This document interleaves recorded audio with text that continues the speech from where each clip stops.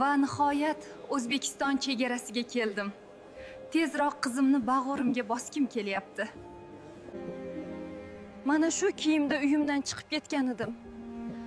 Hayotim esa butunlay o'zgarib ketdi.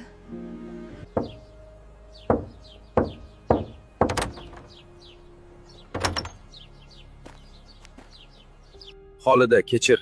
Qizing hozir davlat qaramog'ida. Bermasdan ilojim bo'lmadi. Axir men sizga ishongan edim. Afsus. Axir atayin uysiz qolganim yo'q-ku. Hujjatlarimni to'g'rilab kelsam yordam bera olasizmi? Qoidasi shunaqa. Kechirasiz. Endi nima qilaman dedim-da. Beg'uborim, mehribonim, onam qabriga yo'l oldim. Hayotni qarang. Ertaga nima bo'lishini bilmas ekansiz. Yaqinlaringizni asrang, do'stlar.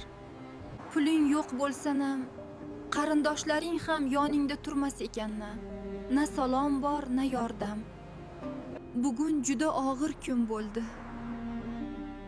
Yonimda esa bir mehribon jon bor.